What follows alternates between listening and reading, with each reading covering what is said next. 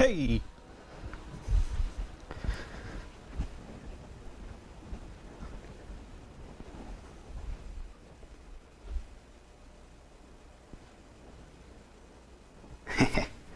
Hi everybody. Alright, just getting set up. Should be ready to go in just a couple of moments. Gonna get the YouTube feed up and running. Gotta walk into the other room. Hey everybody! Alright.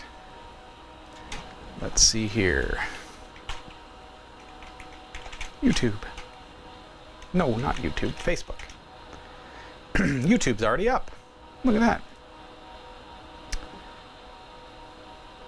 I hope everybody is doing well, staying safe and healthy. I know you can't see me, but I am here, I promise. Just on the bridge right now. And Bookface is about to go live. All right.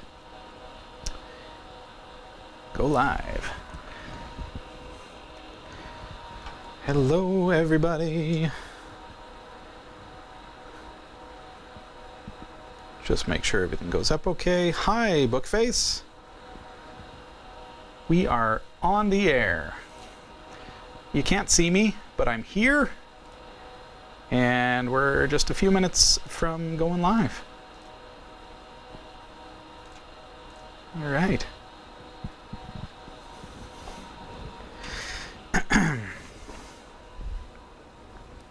Can you hear me now?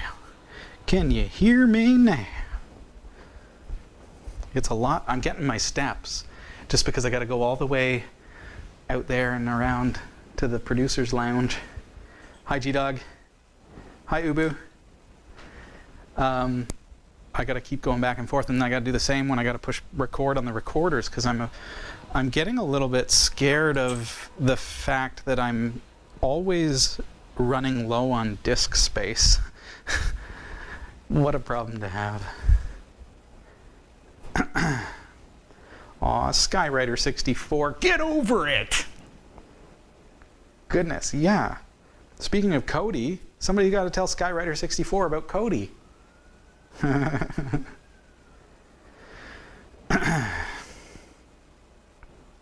Hi, Myortix. I'm just guessing that's how I'm going to say it. Hi, Peter. How's the feed look today? I've been making improvements. I've got a new gizmo. I'll call it a gizmo because I don't know what it's called. It kind of looks like a lounger or a recliner of some sort. Here, I'll take a picture like this. And I'll post it to the Discord so that you guys can see what I'm on about. There it is. See that big weird thing? Hi, Ameridroid.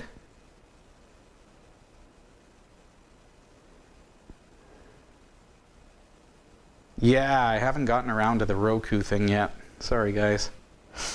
Bummer. I don't know what to... Oh, well, I just got to set aside a day. Yes, a reflector. And so what it does... I'll show you, because I like showing you guys stuff. So, I'm going to try to get this in here. All right, there's a good picture for you. So this will show you what it is that I am reflecting beyond the LED light that's pointed at it. So, see that skylight? Cool, right?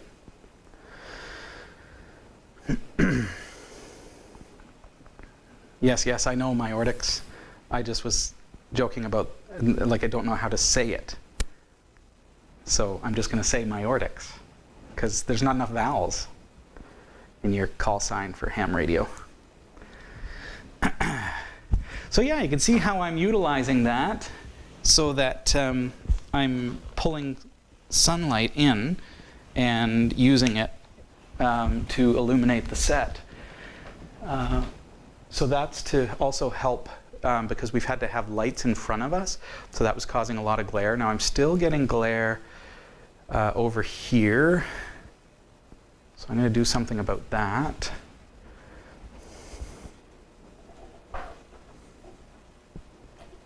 Let's see what we can do here. So just working on improving kind of the look of things. I'm afraid there's not a whole lot I can do about that, but that's better, right? So you just get a little bit on my frame. Work with what we got. All right, guys. I'm going to go hit the recorder because it is time to get started.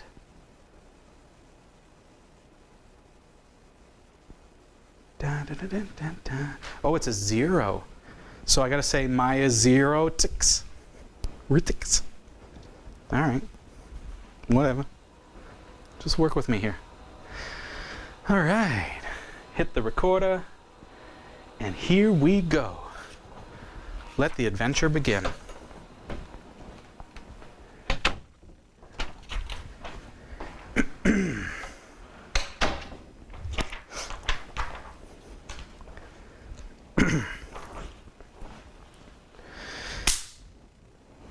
Got focus, got my AI. Let's jump right into it, folks. Welcome to Category 5 Technology TV.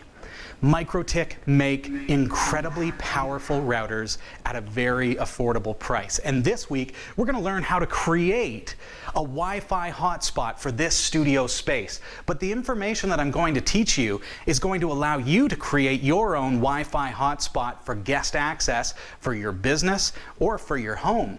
And with this information, you're going to be able to lock down that access in such a way that, one, the people who access the guest Wi-Fi are not going to be able to milk all your bandwidth because you are going to throttle it. And two, the people who access your guest Wi-Fi are not going to have access to your personal files or other resources within your private network. This is an isolated wireless LAN that we're going to be creating today.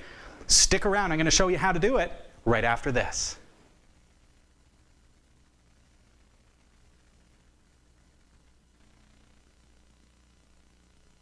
Got to switch back here.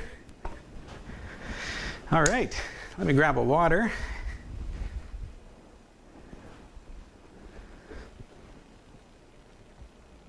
And I think I'm ready. Let's do this.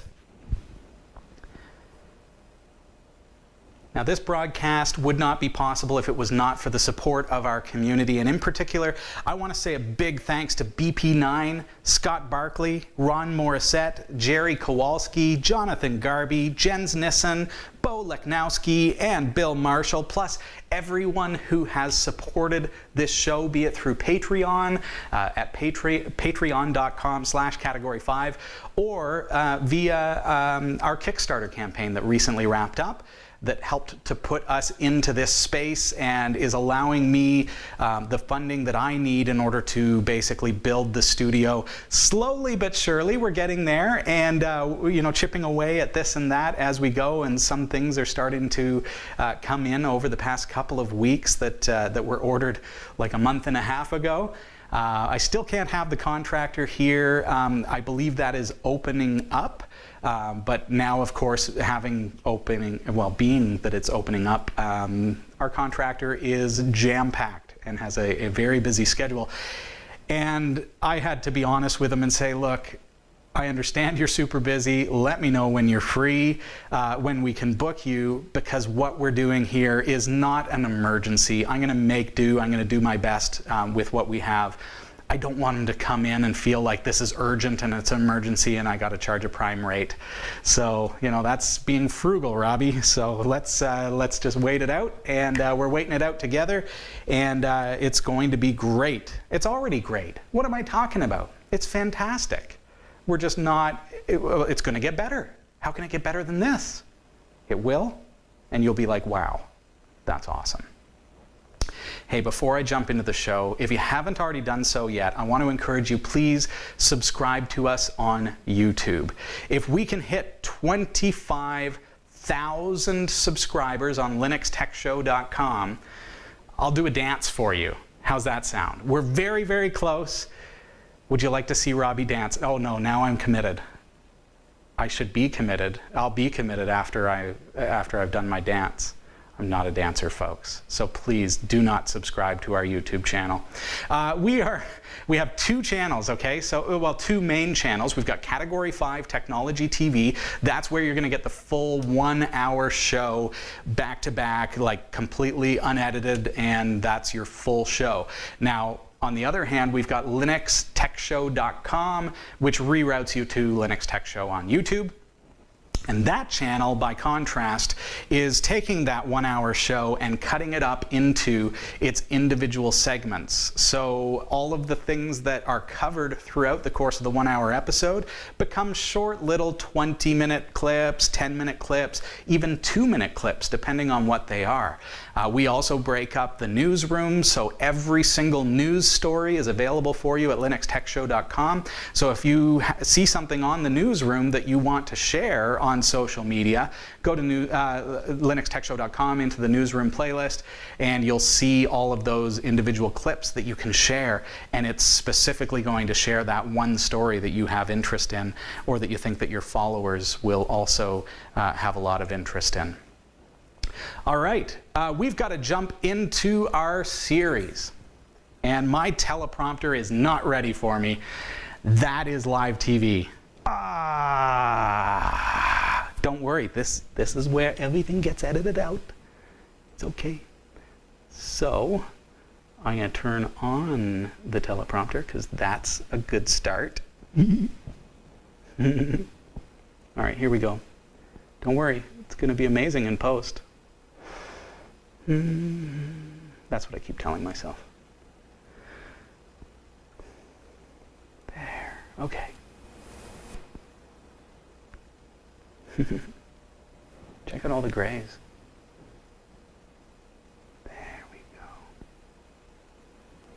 You know, I do my best to have everything ready. Everything ready. I haven't even done my white balance yet. What am I thinking?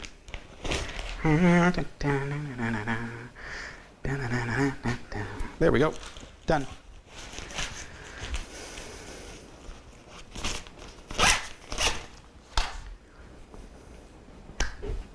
All right.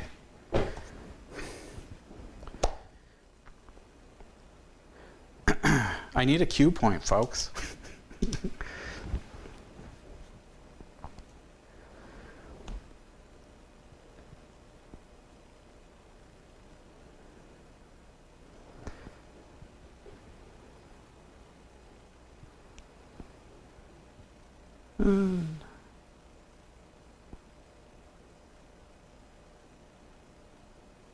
Good TV, eh?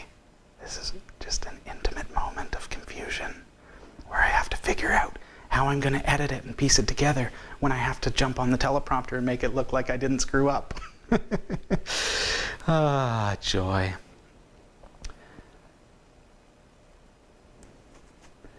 So if you want to see me dance, hey, subscribe to us on YouTube and click the bell and you'll get the notifications. Now, we've been looking at the MikroTik brand routers, and the full series is available absolutely free at cat5.tv/MikroTik. Now that our network is up and running, let's create a guest Wi-Fi SSID. Our guest Wi-Fi will have a throttled connection to the internet, and they will not have access to our local resources. So that's network shares, printers, things like that. I want to lock that down. We're going to create a truly isolated Wi-Fi connection to allow guests, friends, customers, or visitors to use our internet connection without risking slowing down our connection or without risking the integrity or privacy of our data. So this is going to be a complex tutorial today. So what I've done is I've actually documented all of the steps that I'm going to go through at cat5.tv/MikroTik so that you can follow along. It just makes it a lot easier for you. So let's get right into it. I am actually going to be going from those notes because this is truly a sophisticated series that we're getting into right here today, or at least an aspect of the series. So I am going to be working on my Pinebook here, and I want to just bring up my laptop. And it works fantastic. Okay, so that's a good shot, that's promising. All right, so I'm going to jump onto my router, which is, in my case, 10.0.0.1, and I want to sign in to that router. I am using WebFig, which is the web interface that I can access through my web browser. And there have been some people who say, hey, I really want you to use MikroTik's provided client that they offer, and that is the Winbox tool that's available that you can download right off of your own router when you access that login form. But Winbox is a Windows program. There is a Mac equivalent as well, and you can run it in Wine on Linux. However, I want to use the web interface unless there is some compelling reason that one of you can give me to switch over to MikroTik's client. So in the meantime, I think this is the most universally accessible way to do it. This is why I'm using WebFig, is because everybody has a browser. It doesn't matter what architecture you're on or what type of operating system you're on. I'm using an ARM64 laptop, and so I don't want to mess around with having to set up anything. So it just makes it a lot more accessible, and that's my reasoning. But I'm interested in hearing some compelling reasons for switching. All right, so this is the first screen that I see. I'm just going to bring that up full screen here, and we're going to move around at a rapid pace. So what we're doing is we're going to set up a wireless network. So I'm going to click on wireless on the left-hand side here. And the two WLANs that I see there are my 2.4 gigahertz Cat5 TV and my 5 gigahertz Cat5 TV dash 5 gigahertz. You remember we set that up on an earlier episode of the series. So what I want to do first is I want to set up a security profile, and what that's going to allow me to do is to basically create a new password for my guest Wi-Fi, because I don't want to give out my real password for my actual Wi-Fi. So let's go into security profiles, and from there I'm going to click on Add New. All right, so we're going to call this one Guest. So the name is going to become, let's see, Guest. There we go. It's taking a moment to refresh the screen, so bear with me. Okay, so one of the things that I want to do here is I want to actually uncheck WPA PSK. That's on by default, but we do not trust WPA. We are going to use only WPA2, so I'm going to leave that one checked off. WPA can be easily compromised, so we're going to turn that off. I do not want you to use that for your Wi-Fi. Okay, so now I need to add a WPA2 pre-shared key, which is a password. I'm going to use dumdum123. That is now going to be my Wi-Fi password for my guest wireless access. So now let's scroll down a little ways here. And the next thing I want to look for is, actually I'm done with this. That's it. That's all I need here, so I'm just going to hit OK. Now I want to go up to Wi-Fi interfaces. And in the Wi-Fi interfaces tab, I'm going to click on Add New. I'm going to choose Virtual. I don't like that it's messing up the screen a little bit, but I'm going to try to describe everything. I'm going to try to catch when it does that. That's my connection to the capture device from my laptop. Nothing to do with the MikroTik. So I'm going to create a virtual wireless interface here. Under this general section here, I want to give it a name, so we're going to call this Guest-Wi-Fi. And there it is, Guest-Wi-Fi. In wireless, let's see here, let's go down here. This is really messing up the screen, guys. I'm sorry.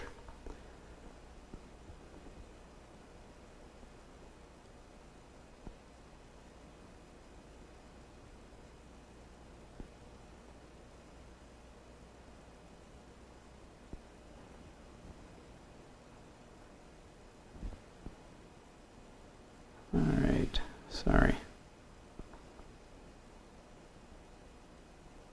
Okay. I apologize, folks. Just having a little bit of technical difficulties, but I'm going to figure it out, and I will edit in post, so everything will be fixed up so that you don't have to worry about me stumbling and stuff. You can watch it back, but I'm going to make it make sense as well. But do know that I do fix these little glitches and things in post-production. So, all right, so I've named it guest Wi-Fi, and then down here there is SSID. And I'm going to set a guest Wi-Fi ID. So I'm just simply going to call this guest for now. You can call that Ferguson guest, or you can call that Cat5 TV-guest if you want to.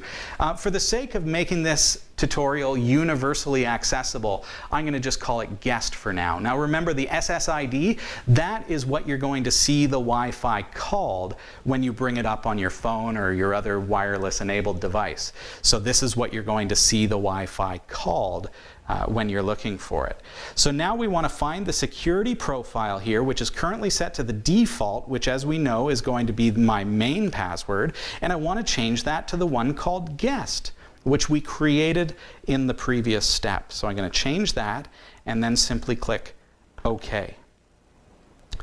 Now the next step is we need to tell this how it's going to communicate with our network. So we're going to create what's called a bridge, and that bridge is going to tell it where to allow the traffic to go. So let's jump back over here. I have pressed OK, maybe it didn't register. Come on.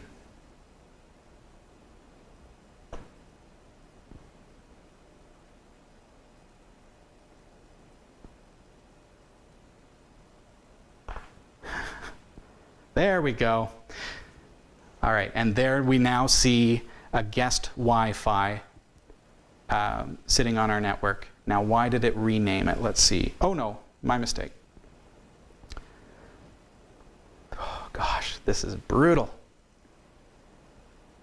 All right, and there we are. So now you see that we now have one called guest Wi-Fi, but it's not currently doing anything. We can't connect, well, I guess we could connect to it, but it's not going to actually do anything because we haven't created the bridge yet. So up here, let's jump over to the left-hand side, and we're going to go into bridge. And you can start to see how complex and yet interconnected a MikroTik router is. So everything is kind of interconnected, but you need to kind of know where to go, so you want to follow through these steps. A slight note for you as I'm setting up Wi-Fi, one of the interesting things is that the MikroTik router, I'm going to actually be using the same radio built into that router. So it's going to be on the same channel as my main Wi-Fi. It's just going to be a separate Wi-Fi SSID that I'm going to have access to.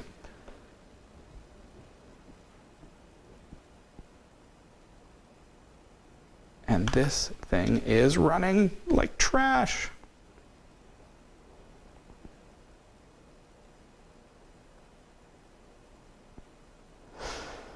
Come on. Oh, guys, this is bad. I'm sorry. When I click on stuff, it's not actually registering the click.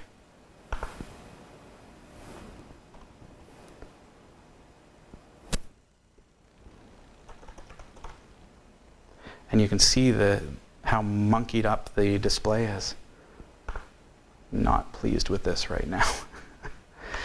I do push this Pinebook Pro to the brim. All right, let's back up. Sorry, guys. All right, so there we go. Now we see we've got a guest Wi-Fi, but it's not actually doing anything yet because we haven't bridged it. So we're going to go over here on the left and click on Bridge.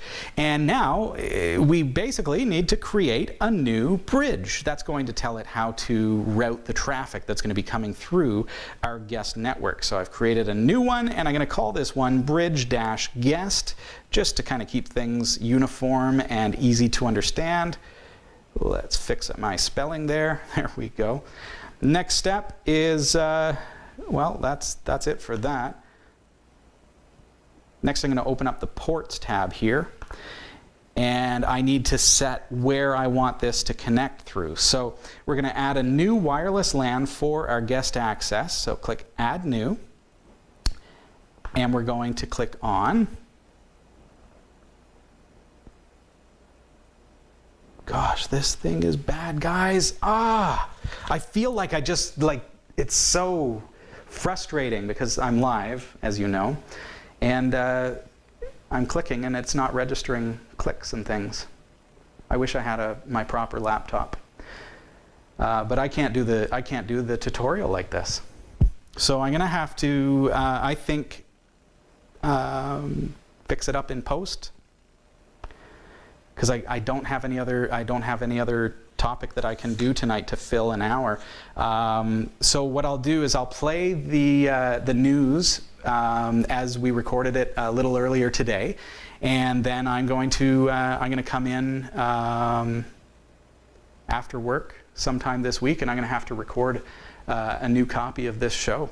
I'm going to have to get a laptop or something that's going to work better than the Pinebook Pro right now, because that's not usable. So that's unfortunate. So I'm going to do that, and I apologize for those who are here live, and I don't want to give the wrong impression. I do love my Pinebook Pro, but this is making me feel like I shouldn't have it on, like I shouldn't be using it for a tutorial, because even though I love it as a personal computer, it's not cutting it for live broadcast, so I apologize. So I'm gonna switch over to the news. Don't hate on a Pinebook Pro; they're awesome, but I am, to be fair, probably what the problem is I'm using the USB-C with HDMI output, and that is what is giving it to you, and that can be finicky. And that, I think, is what the problem is, because I don't ever have these problems when I'm just using the Pinebook Pro just normally. So I don't want to give the wrong impression of the Pinebook Pro. However, in this scenario, connected through HDMI to the USB-C, I'm getting artifacts on the screen. When I click, it's not actually registering the click, or it doesn't appear to.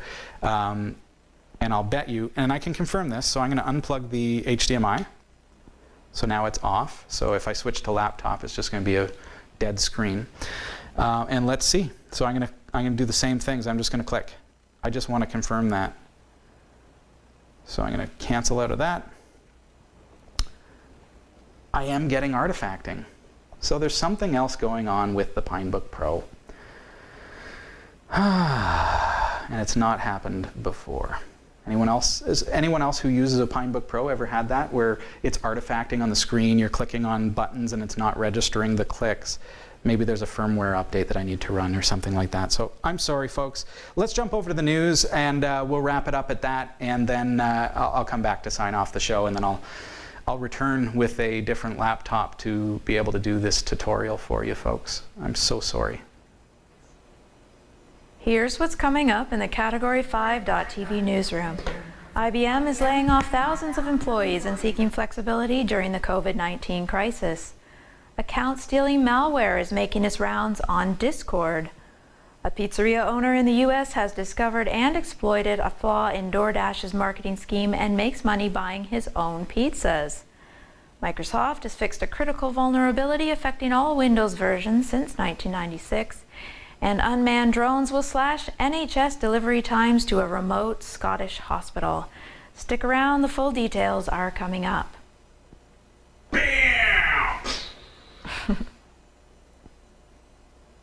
From the newsroom, I'm Becca Ferguson.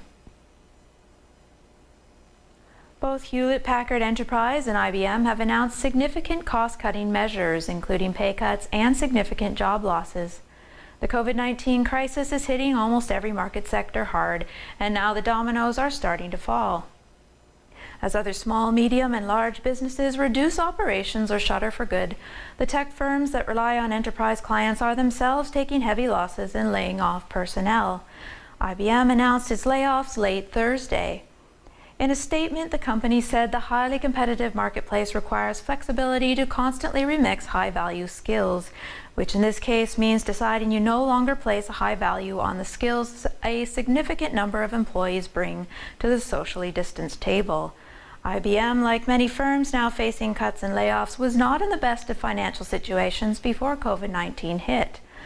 The company's CEO, Arvind Krishna, has been with the company for decades, but only stepped into the top seat in April, saying at the time he was focused on building up the parts of the company that support cloud computing and artificial intelligence, and was willing to move away from the rest. IBM did not specify how many positions were being cut, but both the Wall Street Journal and Bloomberg News report thousands of employees were affected in 5 states: California, New York, North Carolina, Missouri, and Pennsylvania. IBM said in a statement it would offer subsidized medical coverage to affected employees for the next 12 months. Hewlett-Packard Enterprise also announced its cost-cutting plans on Thursday as part of its more recent quarterly earnings report. The company will cut some salaries through at least the end of October, with executives seeing pay cuts of between 20 to 25%. The company, like younger tech brethren such as Facebook and Twitter, says it will further save money by embracing remote work in the longer term, allowing it to shutter some offices. Researchers have found an updated version of Anarchy Grabber that steals victims' plain text passwords and infects victims' friends on Discord. Detected as Anarchy Grabber 3, the new Trojan variant modifies the Discord client's JavaScript core upon successful installation, and this modified version gives the malware the ability to load other JavaScript files. When the infected Discord client is opened, the threat loaded inject.js from a new Anarchy folder. This file loaded another script called discordmod.js, and the 2 scripts together logs the user out, at which point they are prompted to log back in. The new Anarchy Grabber variant then attempts to disable 2-factor authentication on its victim's account and steals information including their username, plain text password, and user token, which it sends to the attacker's own Discord server by a webhook. The malware also attempts to spread itself to other Discord users by sending a message that contains the malware to everyone on the user's friend list. After modifying the Discord client, Anarchy Grabber doesn't run again, which makes it difficult for antivirus software to detect the threat since there are no malicious processes. It also ensures that a victim remains part of the botnet whenever they interact with Discord using the app. Robbie, how can a user determine if they're infected if antivirus can't detect it?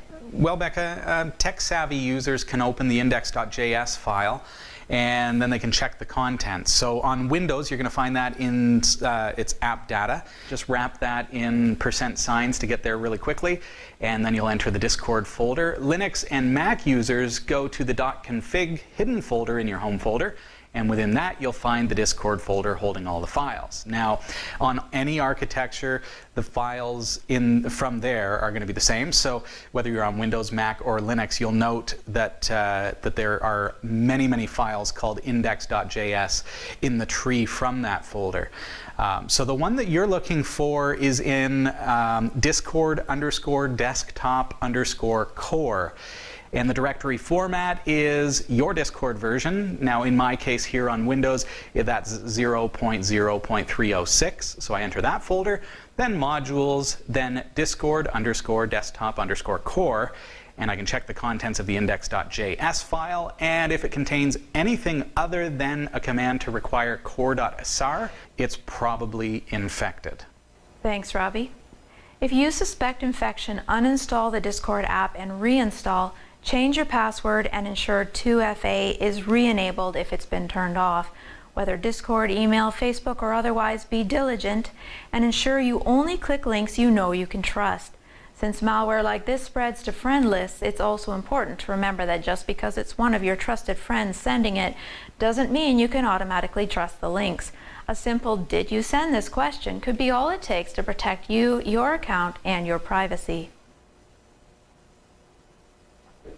The owner of a pizza restaurant in the U.S. has discovered the DoorDash delivery app has been selling his food cheaper than he does while still paying him full price for orders. A pizza for which he charged $24 was being advertised for $16 on DoorDash, and when he secretly ordered it himself, the app paid his restaurant the full $24 while charging him $16. So he ordered 10 pizzas, paid $160, and had them delivered to a friend's house. The restaurant was then paid $240 for the order by DoorDash. In further tests, the restaurant prepared his friend's order by boxing up the pizza base without any toppings, maximizing the profit from the mismatched prices. And it worked. Content strategist Ranjan Roy, who is a friend of the pizzeria owner, blogged about it. He said, "I was genuinely curious if DoorDash would catch on, but they didn't. The curiosity stemmed from the fact that they had not asked to be put on the app, so it didn't make sense that the company would be selling their pizza at a loss. They later found out it was part of a cunning strategy to build customer demand and then use that demand to get the restaurant to sign up." Mr. Roy says they have a test period where they scrape the restaurant's website and don't charge any fees to anyone, so they can ideally go to the restaurant with the positive order data to then get the restaurant signed on to the platform. Mr. Roy is of the opinion that it's bad business. He says you have insanely large pools of capital, creating an incredibly inefficient money-losing business model. DoorDash is backed by investment giant SoftBank, which last week posted a record-breaking loss of nearly $13 billion. Thanks, Becca. We do have to take a really quick break, but when we come back, Becca's got more of your top tech news for the week, so stick around. Researchers have shown that a vulnerability in a decades-old Microsoft Windows component that controls printing could be abused by malicious actors to gain elevated privileges on the targeted system. The flaw, which they dubbed Print Demon, resides in the print spooler, and get this, it affects all Windows versions since NT 4.0. The component has remained largely unchanged since, even though another vulnerability affecting it was abused by the infamous Stuxnet a decade ago. Microsoft said of the fix, an elevation of privilege vulnerability exists when the Windows Print Spooler service improperly allows arbitrary writing to the file system. An attacker who successfully exploited this vulnerability could run arbitrary code with elevated system privileges. An attacker could then install programs, view, change, or delete data, or create new accounts with full user rights. Microsoft played down the likelihood of exploitation, saying that an attacker would need to log on to an affected system and use a specially written script or application. But as we know, RDP exploits are occurring in the wild, with malware such as Sarwent opening a remote access to Windows systems. So in today's connected world, saying a hacker needs to have access to a system in order to exploit it is an irresponsible point to make, which could mislead inexperienced IT departments into complacency. The vulnerability can be abused to elevate privileges, bypass endpoint detection and response rules, and gain persistence. As part of this month's Patch Tuesday, which plugged a total of 111 security holes, Microsoft changed how the Windows Print Spooler component writes data to the file system, and it advised to download and apply the update. This exploit goes to show why running a version of Windows that is past end of life is unwise. The fix for this exploit will not be released to EOL operating systems such as Windows XP or even Windows 7, which will remain vulnerable to this critical flaw. Perhaps this is also another example of why it's high time to consider switching to Linux. Remote control drones will be used to deliver coronavirus testing kits to a remote Scottish hospital, and they're being flown outside of the operator's direct line of sight.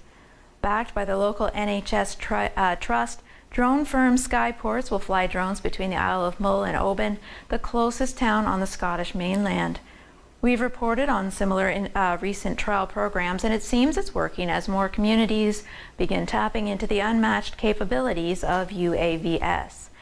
Skyport's chief exec Duncan Walker speaks about their recent trial in the Scottish area of Argyll and Bute, saying it provides an important short-term response to the current pandemic and lays the foundations from which to grow a permanent drone delivery operation across a network of healthcare facilities around the country. His company will fly unmanned delivery drones made by German company Wingcopter. The craft will fly the 17 kilometers between Lorne and Isles Hospital in Oban and Iona Community Hospital in Craignier. While 17 kilometers doesn't sound like a long distance as the crow flies, it's a lengthy, arduous journey by road and ferry. By contrast, Skyport says it will take just 15 minutes by drone. The trial will take place using beyond visual line of sight rules, requiring special permission from the Civil Aviation Authority. Drone flights that go beyond the operator's line of sight are normally prohibited. However, the main perceived benefit of aviation drones cannot be realized until the tech is proven safe enough to be flown without a watchful human nearby in case of collisions. The trial will take place over the next 2 weeks, completing in the first week of June. Big thanks to Roy W. Nash and our community of viewers for submitting stories to us this week. Thanks for watching the Category5.tv newsroom. Don't forget to like and subscribe for all your tech news with a slight Linux bias. And if you appreciate what we do, become a patron at patreon.com/Category5. From the Category5.tv newsroom, I'm Becca Ferguson.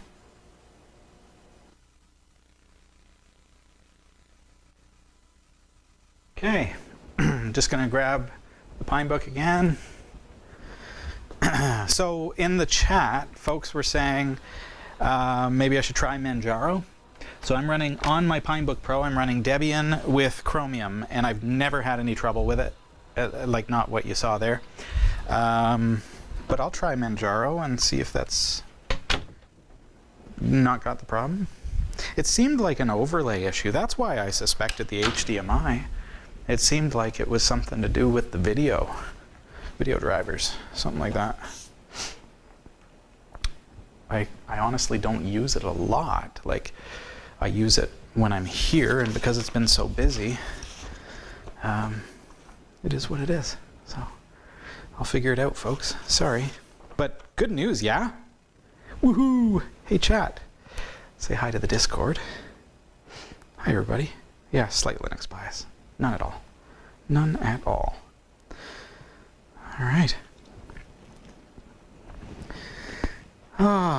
Wish that wasn't a problem. I really wanted to show you that this week, and I really want to have guest Wi-Fi set up at the studio. That's one of the funny things about doing what we do is it's like, okay, anytime we're going to do any upgrades, we need to like make a video of it and show you how it's done so it becomes content. And it also is a great way to document the things that we've done. So, well, what can you do? All right, thanks, Becca, and thanks to you for joining us again this week. It's been great having you here. I want to remind you that we are on Twitter at Category5TV. I personally am on Twitter at Robbie Ferguson, and I follow back. So give me a follow, and I'll hunt you down, and I will follow you. Hey, if you like to watch the edited down versions of Category 5 Technology TV, they're very shareable, they're very consumable, they're just quick little snippet videos. Head on over to linuxtechshow.com. That's a great YouTube channel to subscribe to if you love the content that we produce.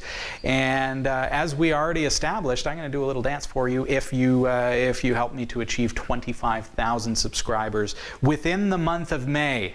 I'm going to say that. Within the month of May 2020, we're going to achieve that together. Category 5 Technology TV is also on Roku. We're on other HLS players. We're on Plex. We're on Kodi.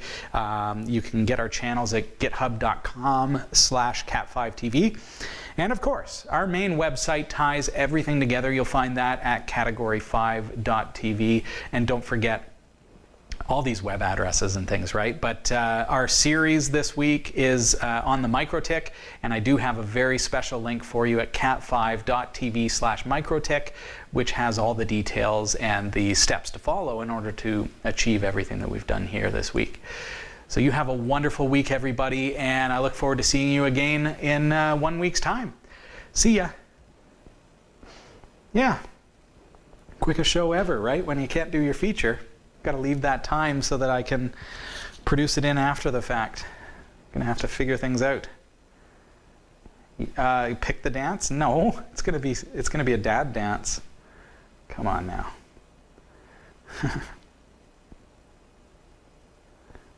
You can pick the soundtrack. It's just gonna be like some kind of circus music if I say that. You know how that goes. It's got to be from audioblocks.com. And then I will dance to it.